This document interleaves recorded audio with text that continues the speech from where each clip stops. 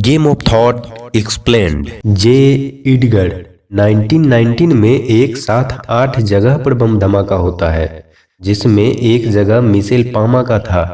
वो तो खुद कानून व्यवस्था देखते थे, पर जांच में कुछ भी नहीं मिला, क्योंकि उस वक्त FBI नहीं थी और जांच प्रक्रिया बिल्कुल बकवास थी। इडगर को सभी तरह के जांच का आदेश दिया जाता है पामा के द्वारा। एक बार जब वो अपने साथ काम करने वाली हेलेन के साथ डेट पर जाते हैं, तब बताते हैं कि कितना अच्छा होता यदि किसी मुजरिम को कोई डाटा या नंबर से पकड़ लिया जाता। यह आइडिया हेलेन को भी अच्छा लगा। इडगर उसी वक्त हेलेन को प्रपोज करते हैं, पर हेलेन बोलती है कि मेरे लिए काम सबसे ज्यादा महत्वपूर्ण है और वो प्रपोजल ठुकरा देती है। पर वो साथ में काम करने के लिए तैयार हो जाते हैं। 1920 में कोई भी ऐसा तरीका नहीं था जिससे मुजरिमों को पकड़ना आसान हो। शिकागो में कई जगह पावर कट किए गए। जंग में जो सैनिक लड़े थे उनको मारा जाने लगा। इन सब को रोकने के लिए इडगर एक कार्ड बनाना चाहते थे जिससे सभी को पहचाना जा सके और मुजरिमों को आसानी से पकड़ा जा सके। एक महिला जो संदिग्ध रूप से इसके पीछे थी, उनको अरेस्ट किया जाता है और पूछताछ की जाती है, पर वो कोई जवाब नहीं देती, तो उनको उसी वक्त सजा दिया जाता है। कम्युनिस्ट की कई जगहों पे छापामारी की जाती है। बहुत से लोगों को बेवजह बिना सबूत के अरेस्ट कर लिया गया। बम धमाका या मर्डर रुक तो गया, पर बेवजह अरेस्ट के कारण पामा को सस्पेंड कर दिया गया। नए अटॉर्नी जनरल आए। उस वक्त इडगर अपने फोर्स को मजबूत कर रहे थे। सभी को किसी भी प्रकार का टॉक्सिक सब्सटेंस लेने पर पाबंदी लगा दी गई और जो एडुकेटेड, फिजिकली फिट और ऑनेस्ट नहीं थे उनको काम से निकाला गया और जो इस ढांचे में फिट आते थे उनका इंटरव्यू करके उनको काम पर रखा गया। जब कम्युनिस्ट से खतरा कम हुआ तो लोकल गैंगस्टर से खतरा बढ़ गया। 1930 में पूरी व्यवस्था चरमरा गई जब उस वक्त के सबसे महान इंसान चार्ल्स लिंगवर के बच्चे को किडनैप कर लिया गया। वहां की लोकल पुलिस इडगर को जांच करने से भी रोक देते हैं और उस वक्त तक किडनैप के खिलाफ कोई कानून भी नहीं था। इडगर एक बिल पारित करते हैं जिससे किडनैपर को पकड़ा जा सके। बहुत जगहों से फिंगरप्रिंट को मंगवाते हैं।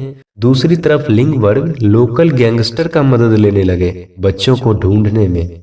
फिर भी इडगर अपना काम करते रहे। एक लेबोरेटरी भी बनाई जहां पर हर चीज की जांच की जा सके, फिंगरप्रिंट से लेकर राइटिंग तक। इडगर फिरौती के बहाने किडनैपर तक पहुंचने का प्लान बना रहे थे। लिंगवर को डर था कि कहीं यह बात किडनैपर को पता न चल जाए और वो बच्चों के साथ कुछ कर न दे।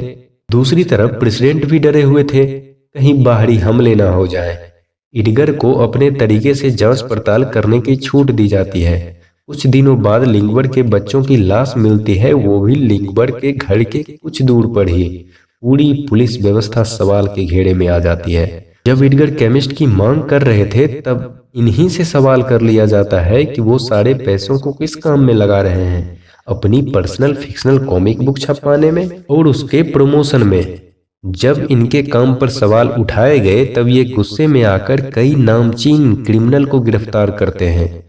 तुरंत बाद ये काफी पॉपुलर हो जाते हैं। दूसरी तरफ उस लकड़ी की जांच चल रही थी जिस पर चढ़कर लिंगवर के बच्चे को किडनैप किया गया था।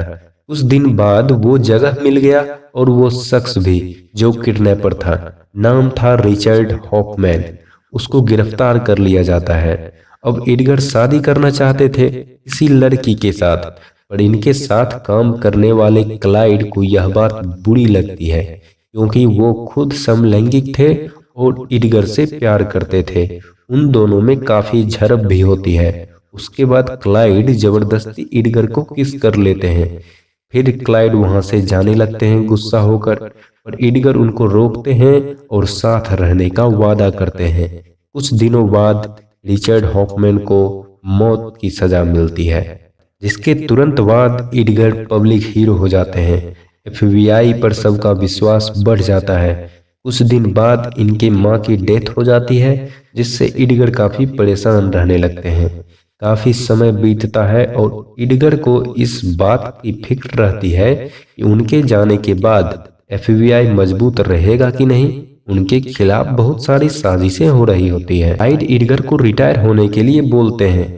एडगर इस बात से काफी गुस्सा हो जाते हैं। क्लाइड उनके सारे राज उनके सामने खोल देते हैं कि ना उन्होंने हॉफमैन को पकड़ा था, ना किसी दूसरे क्रिमिनल को गिरफ्तार किया था। बस अपने कॉमिक बुक में सब बढ़ा चढ़ाकर तुमने बोल दिया। यह बात जब क्लाइड एडगर को बोलते हैं तो एडगर काफी गुस्सा हो जाते हैं और उनको काफी धक्का भी लगता है। कुछ दिनों में ही एडगर की मौत हो जाती है। इनके ऑफिस पर जांच बैठाया जाता है जिससे वो फाइल मिल सके जिसमें एडगर के सारे करतूतों के बारे में लिखा हो, और वो फाइल हेलेन पहले ही वहां से निकाल चुकी होती है। एडगर के खिलाफ कुछ भी नहीं मिलता है। कुछ दिनों बाद क्लाइड की भी मौत हो जाती है और उनको भी एडगर के कब्र के पास दफनाया जाता है। तो यही थी एफबीआई बनने की कहानी, जे एडगर की कहानी। आपको यह वीडियो कैसा लगा आप कमेंट में जरूर बताएं, और किस biography, science fiction, historical documentary का एक्सप्लेनेशन चाहते हैं उसके बारे में भी आप कमेंट में जरूर लिखें। और यदि अब तक चैनल को सब्सक्राइब नहीं किया है तो प्लीज इसे सब्सक्राइब कर लें। वीडियो को ज्यादा से ज्यादा शेयर करें, लाइक करें। Thank you.